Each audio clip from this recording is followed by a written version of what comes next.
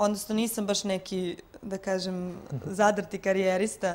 Nije mi karijera i nije mi najvažnije u životu, zaista nije. Jasno. A šta bi, na primjer, šta bi radili ako da niste glumec? Koji bi to posao bio, na primjer, da niste glumec?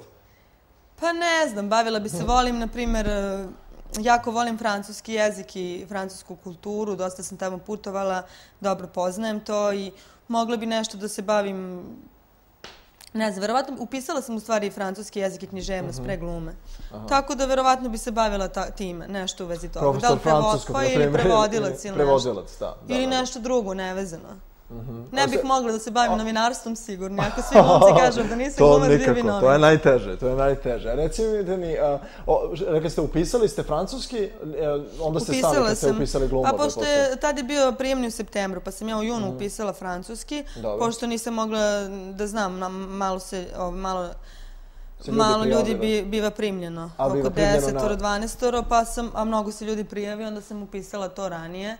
Ali naravno nisam mogla da studiram u isto vreme, pa sam to batalila. Ono što je također interesantno jeste da obično kad glumce pitaju o planovima, zaista se nikad ništa ne zna šta ćete raditi, iako, na primjer, imate neke planove da uradite ovu seriju ili predstavu, ali do posljednjeg dana da ne krenete u realizaciju, prosto ne znate šta se dešava sa tim projektom. Pa da, to je.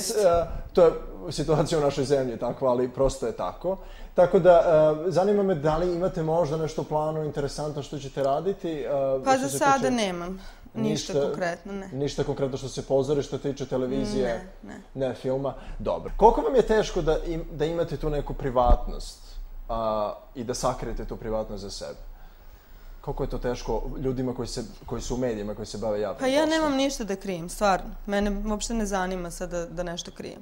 Stvarno me ne zanima, tako da se ni ne trudim da krijem, nemam ništa da krijem. Znači, nikada nemam tajne veze.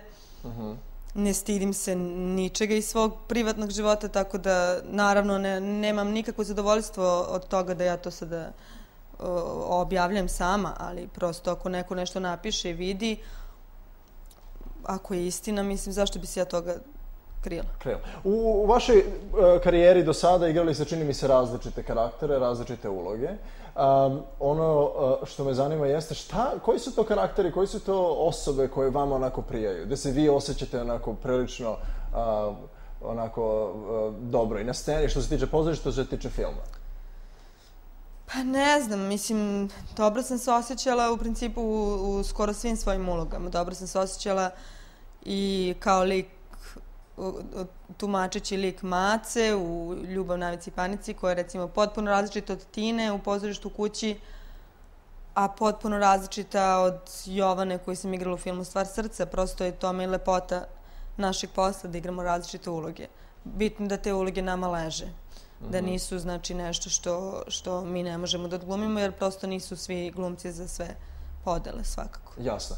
Šta je to što bi baš volili da radite u pozorištu? Da li ima neki komad i neki onako specijalan lik koji bi baš volili da uradite?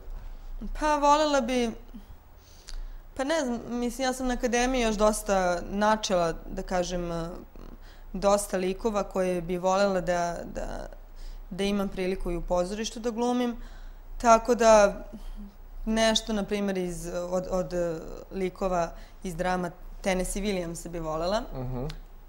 Isto tako diplomirala sam sa Acom Popovićem i voljela bi, na primjer, da imam priliku da odigram Desanku iz Ljubinke i Desanke. Šta znam, voljela bi od... Sad razmišljam šta od Šekspira, šta od ovog... Ali evo, na primjer, to. Evo, otprilike to. Dakle, ovako, publika može da vas gleda u Svinjskom ocu u Zvezdara teatru, je tako? I čini mi se još jedna predstava u Zvezdara teatru. Da, Večera budala. Dobro, Večera budala. Gde još? To su dve predstave? To su za sada dve predstave. I naravno, Beogradski fantom, ko nije pogledao, da ode da pogleda film. Yes. Puno vam hvala što ste odvojili vreme za Art televiziju i 30 minuta. Ja vam želim puno sreće i u poslovnom i u privatnom životu. Hvala. Poštovani gledalci, gledali ste 30 minuta, ja sam Dejan Jelača. Za sve vaše predloge, sugestije i komentare, a možda koga biste volili da vidite u ovoj emisiji, možete da mi pišete putem Facebooka. Sve emisije koje niste pogledali, a želite, možete uraditi putem YouTube-a. Ostanite uz Art televiziju, ja sam Dejan Jelača, laku noć.